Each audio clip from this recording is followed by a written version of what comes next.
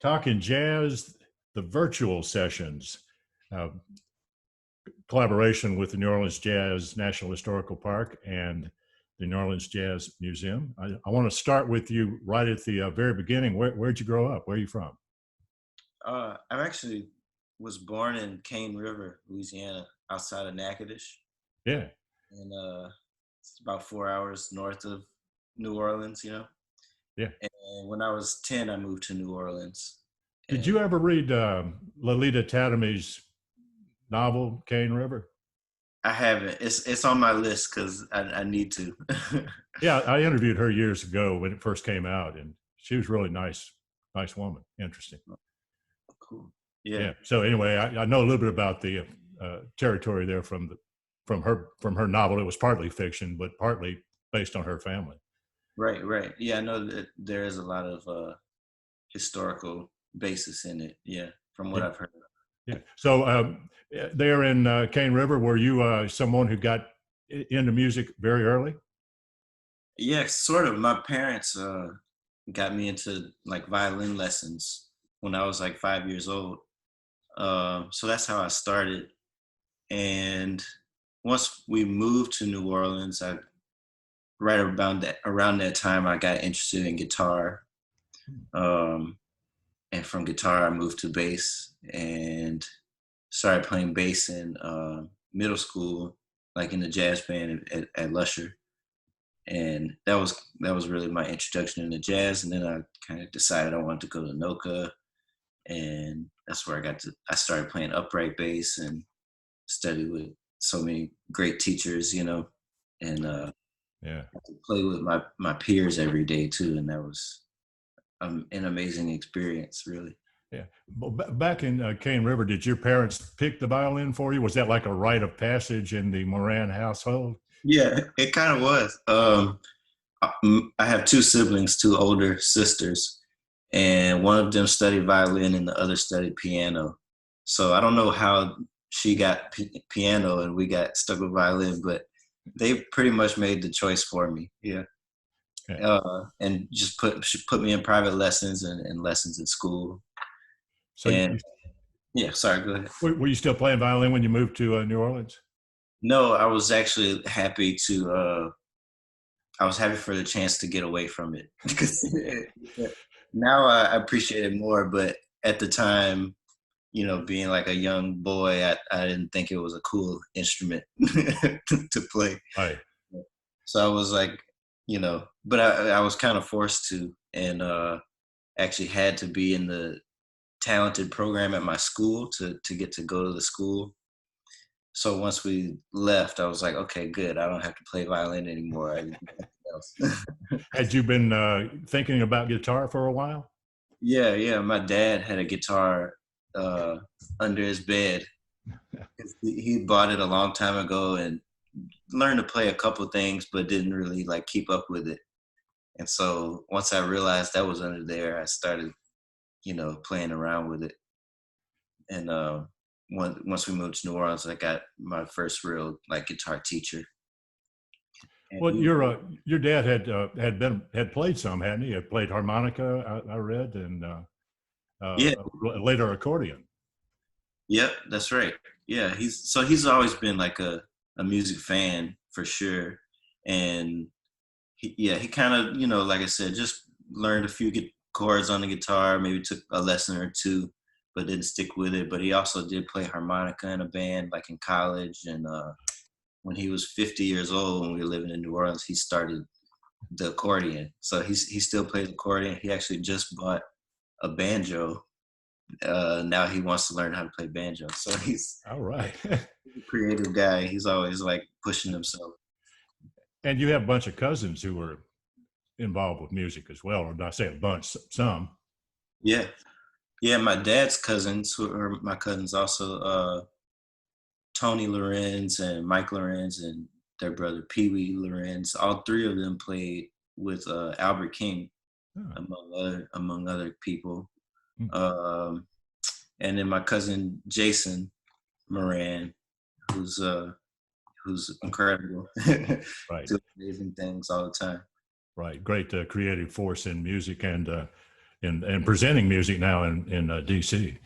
Yeah, yeah. It's so cool to see all the stuff he's doing. I mean, it's really like important work, all the programming that he brings to the Kennedy Center. Kennedy Center. Yeah.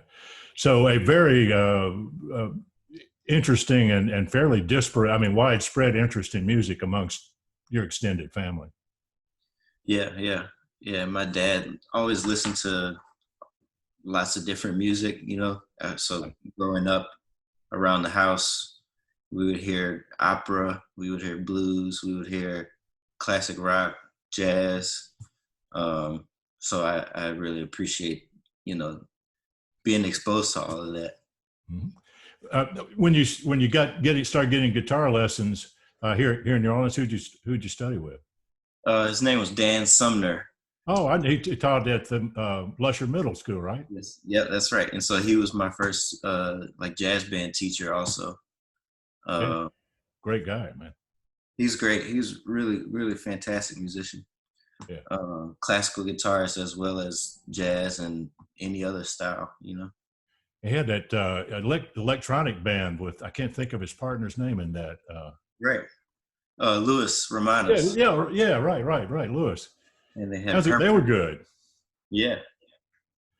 So you came under his mentorship pretty soon after you took up the instrument then. I did, yeah. Yeah, I'm not sure how we even found him, but somebody recommended him, and you know, I went to his house for guitar lessons. Usually, a lot of times, it would be a couple other people there too. So you know, a lesson of like two or three of us, and then and that was actually before I started Lusher. And then once I started Lusher, we got to work with each other even more. And starting 8th grade was when the 8th grade was the jazz band. 7th grade was like guitar ensemble, you know. Right. So when I went into 8th grade, I switched to bass. They needed a bass player, and I had been interested in playing bass. So yeah, and Dan was a great teacher. He also taught right around that same time, like Cliff Hines and Joey Peebles, who plays with Trombone Shorty, and a lot of us kept playing, you know. Yeah. Well, you had been a little bit, you know, not an enthusiast of the violin lessons, but once you got on guitar, was that a different scene? Yeah, I was a lot more into that. You know, I spent a lot of time like learning rock songs of like bands that I liked, and yeah, I just really I was all about the guitar and the bass. You know, it was something that I really enjoyed, and you know. Did they start you on acoustic or electric, Max? I started on electric. My dad's guitar was an old Les Paul, really, really nice guitar. And so Dan Sumner told my dad, he was like, that guitar's way too nice. You got to get him something else to learn on. So he brought me more of like something more appropriate for a beginner, you know, like mess up the really nice guitar. And yeah, and that I had a lot of fun. Right away, Dan was like teaching me chords and songs, and you know, I spent a lot of time learning songs on my own, and it was something I was passionate about.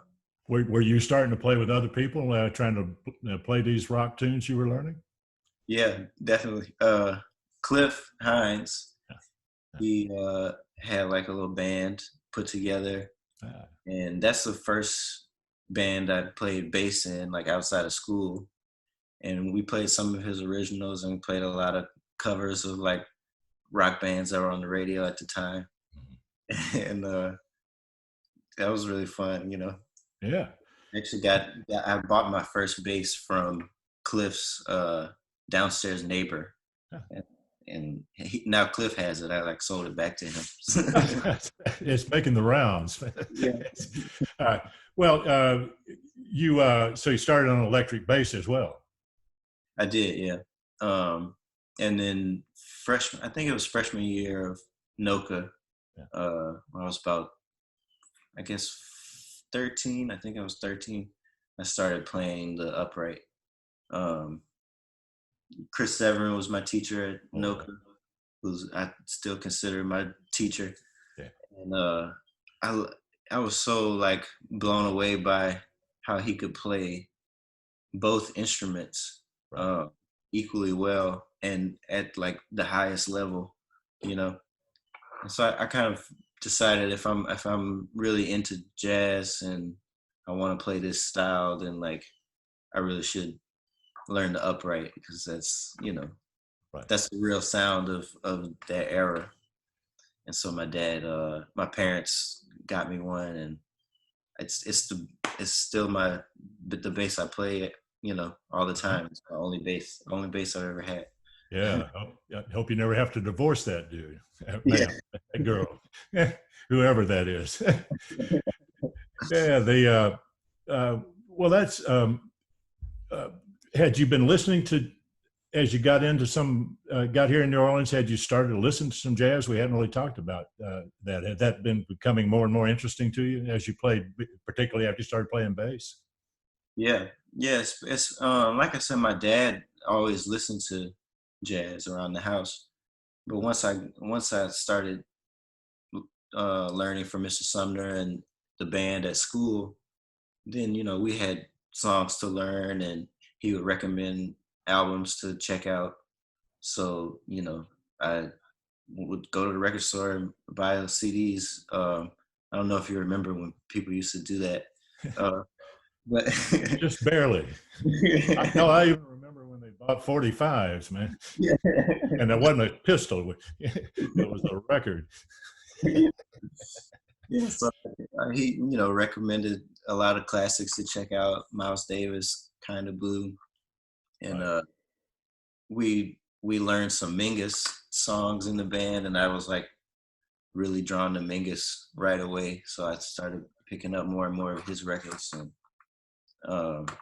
Stanley Clarke was another person I got into early on, and Jaco Pastorius, and listening to OZ and stuff too. Hearing George Porter really like influenced me a lot, especially on electric. But yeah, I don't know. Right. What you were involved with or spent some time at the Aspen, what do they call it, jazz camp or some academy? Yeah. When was that? What year was that? How old were you then, Max? I think I was probably a freshman or a sophomore. Yeah, I think I was a freshman because John Batiste was a senior, and we were actually there at the same time. And the rest of the band was Adonis Rose, Peter Harris, Kid Chocolate, and Steve Walker on trombone. Wow. And that's a wonderful band, man. It was amazing.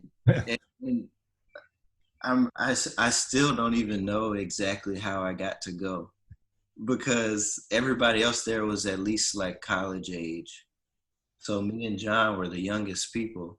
Wow. And by far, you know, everybody else was older than us. And like I said, Peter Harris was on bass, so I was really kind of like a understudy.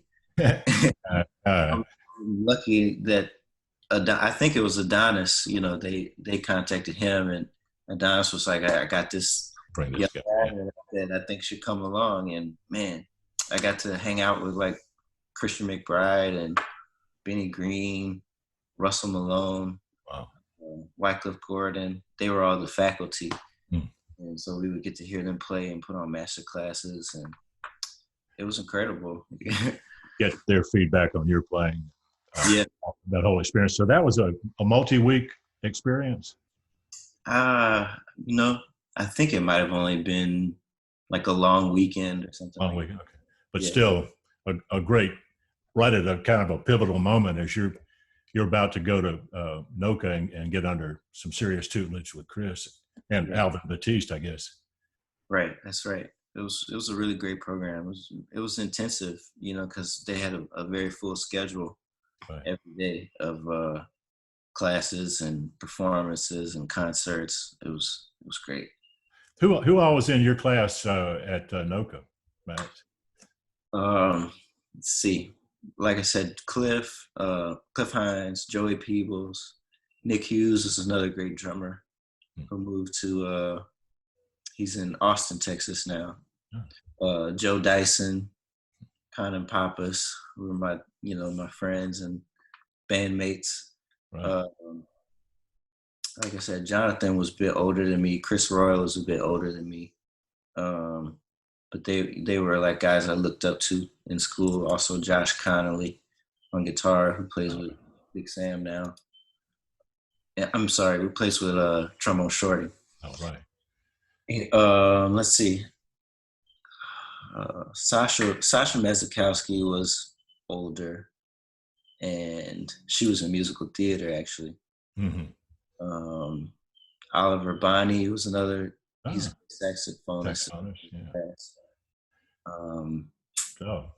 Yeah. A lot of talent on hand. It was a really good time. Yeah. Was now who all it was Mr. Batiste and your bass instructor was Chris. Who else was on the faculty there at that time? Was Lorraine Alfaro there? No, I don't know them. Lorraine Alfaro. She may not have gone down to the. I was always at the one down on down below the quarter, right? Okay. Campus down there. I'm thinking about the old days. Was Bert Rowe still around? No. I don't. Okay. Who else? Okay. Well, let me ask you. Okay. Who else was on the faculty besides Alvin and you, Chris? Right. Mr. Batiste was the head of the program, the head of the jazz department, and there was Michael Polera. Okay. He was a great teacher. Mr. Severin, and Michael Reiner, who's still there. Yeah. Along with Polera. Yeah. Right. Yeah. So Stephen Dankner was our theory teacher. He was a really great teacher. Yeah, and a fine composer too, man. Yes, sir. Wrote a lot of good. It actually had 3 or 4 things played with the LPO over the years. So you're in a very rich milieu there. Was there any question in your mind by that point, Max, that music would be what you would pursue? Had it completely captivated you as something to work on no matter what? Yeah. I actually decided upon starting NOCCCA, like in 9th grade, that if I'm going to do this, if I'm going to go to this school, it's going to be hard because I'm going to have all my homework from my regular school. I've got long hours and long days. And so basically doing 2 schools at once is going to be difficult. And I said, if I'm going to do this, then like I'm going to be serious about being a professional, So, I never really looked back. I always knew I would do music. Even I've had times where I stepped away from the bass a little bit. Like in college, I studied more production and engineering. Yeah. But even when I wasn't playing the bass as much, I still knew that I wanted to have some sort of career in music. Right. And you were getting a lot of knowledge to pursue a lot of different directions, should you decide to. What about writing music? Was that something when did you start doing that? Or have you been writing songs all along? I think some of both. And it took me a while to realize that, actually, because when I was a little kid, I used to mess around on our piano and just make things up, like all kids do, Yeah. Really all kids are artists and creators. And then you kind of forget for a little while sometimes, you start to get self-conscious. Yeah. And so I didn't write as much for like a long time. And then being in the bridge trio with Joe and Conun helped me get back into writing, because it was very much a collective effort. It still is, you know. So when we put together our first album, everybody was contributing music. So it's like, okay, I gotta get my act together and write some songs, you know. And then that led to me writing more, and that led to me writing for my own band, because those guys moved away, and I was like, I'm not gonna always have them to play with, so I want to like write for some different situations. And now, this past year, I studied with Roger Dickerson. Oh yeah, great. And that's been really life-changing. And so now I'm much more invested in composing than I have been before, and it's something that, you know, work on kind of consistently now. I think just about everybody in New Orleans who's been serious about composing that knows or has heard of Roger Dickerson, and if they were lucky, they've been able to study with him. He's really fantastic. I can't say enough about him. Just a really great, not only a great composer and artist, but a great person. Yeah. And just being around him is uplifting, you know, and encouraging. Yeah.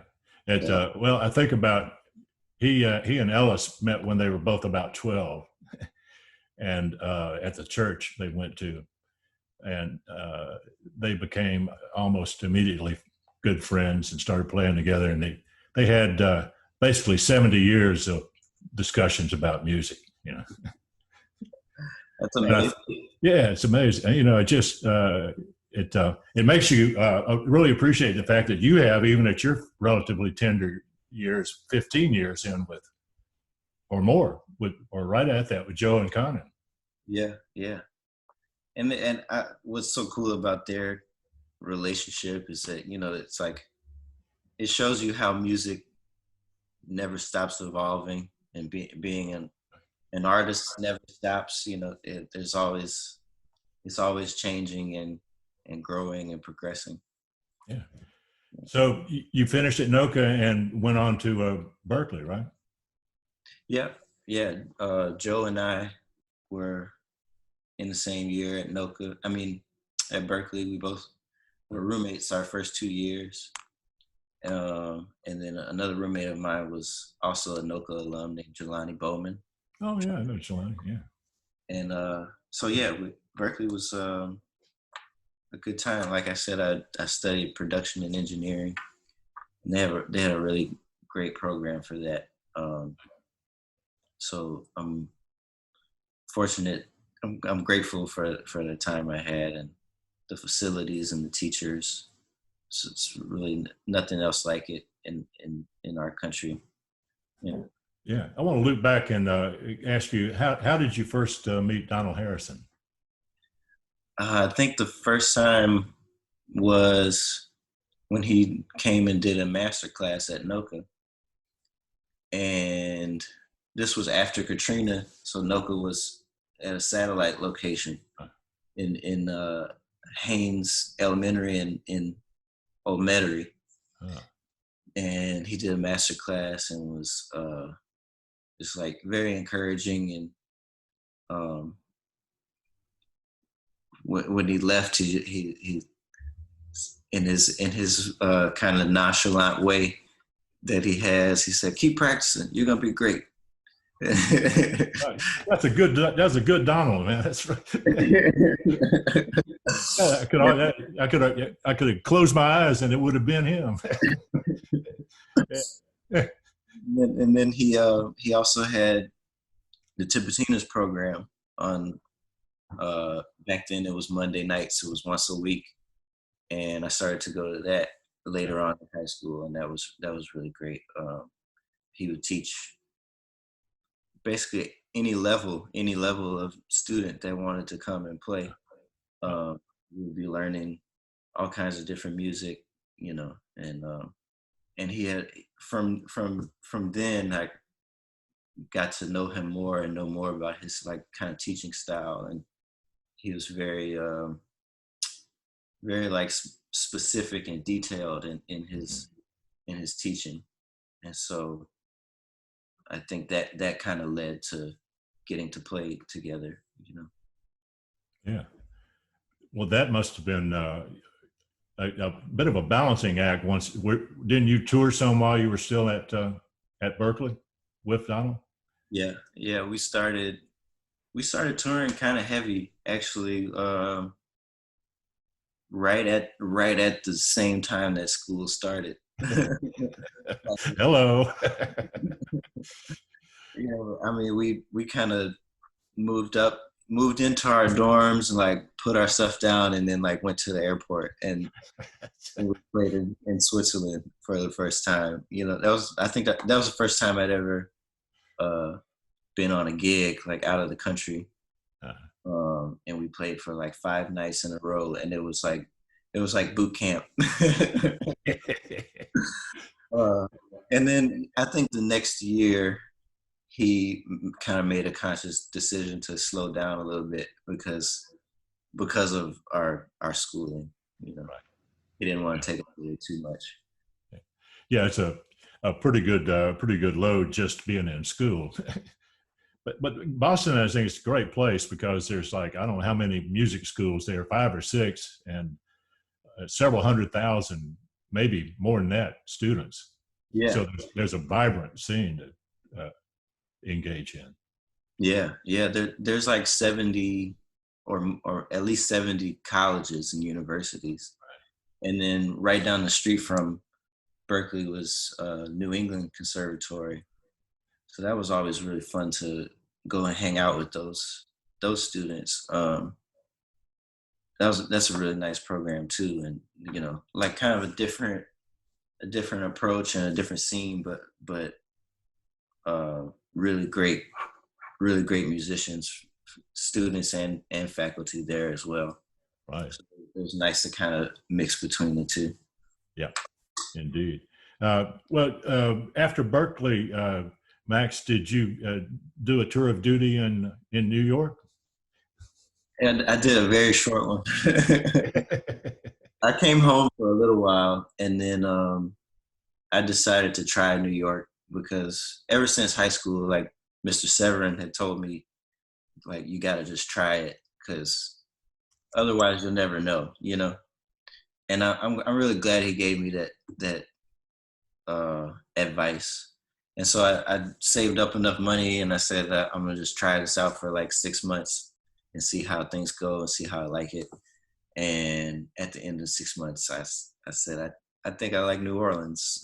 I think it's just more for me right now, you know? Yeah.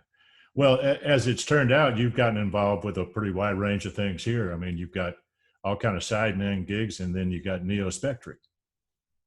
Yeah, man, I can't say how grateful I am for all of the musicians here. Like Neospectric is on the album is about 15 different musicians, and they're all great, and they're all, you know, from here or rooted here, and I consider all of them like my close friends. And many of us have our own side projects too, so it's become a really cool collective, and there's such a great community here. Everybody's very welcoming, and it's like family, you know? When did you form that band? The first time I played a concert and like used that band name was actually, I was still in college. But then there was like a long period where nothing really happened. You know, I just might play a gig here and there. Right. And then I decided to actually make a record. I guess that was about 2 years ago that we finally released an album. Yeah, well, you alluded to this, but just to enumerate a few of the guys that are in the collective or folks that are in the collective. It's quite an assemblage. Yeah. Joe Dyson, Alfred Jordan is incredible drummer. Jameson Ross is also on the song. AJ Hall. Right. Pretty good drum section right there. Right. Cliff Hines, Josh Connolly, John Maestas is also a guitarist. Yeah. On horns, Chris Royal, Steve Lands, and Stephen Gladney. On the keys is Shea Pierre and Conun Pappas. And we had some, Weedy Brahma on percussion. And we had some special guests from Donald Harrison and Nicholas Payton and Fiend, who's a rapper from New Orleans. Yeah. Before that band, you had. I want to come back to this band in a minute, but you and Joe and Conun had formed the Bridge Trio. Is that just an outgrowth of working for Donald, with Donald? Actually, more or something else. We started together with Alvin Batiste. Oh, okay. So as the Jazztronauts. Yes, sir. Yeah, and we became his band around our senior year of high school. And then when it was time to do senior recitals, we asked if we could do our recital as a band rather than individuals. And the school said yes. And that's when we came up with our band name. And that was really like our first performance as just a trio, was our senior recital at NOCCCA. And from that point on, you continued to work with those guys, and it's been a great outlet, especially for Conun as a composer, but you and Joe also are writing for the band too. Yes, sir. Yeah. Conun's the most prolific composer of the three of us. But like I said, it is a really good opportunity to workshop our own compositions, because we all kind of give each other input, and playing with those guys also is always special. We've known each other so long, and they're such great musicians. We kind of got a chemistry where even if we play a song we've played before, it might not come out the same way. And we're always challenging each other, really, and throwing out new ideas to see how each other will interact and what will stick. So it's a process of like growing together. Yes, I think it's just great to have colleagues, in a pursuit that everybody's so passionate about, that are around your same age and have similar interests. I just think that's one of the best things about music, when you can have that kind of situation. Absolutely. Yeah.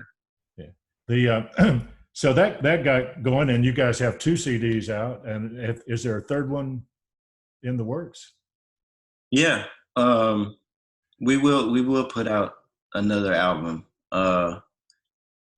When is unclear, but we do have enough material already recorded for another album. It's just kind of a matter of when and how we want to release it, and but there will be more music in the future for sure. Good. Well, Max, how have you been filling your days here in coronavirus world? Have you had more time to write? Are you teaching some by remote, or what kind of things are you up to? Yeah, I have had a lot more time to write, which has been great.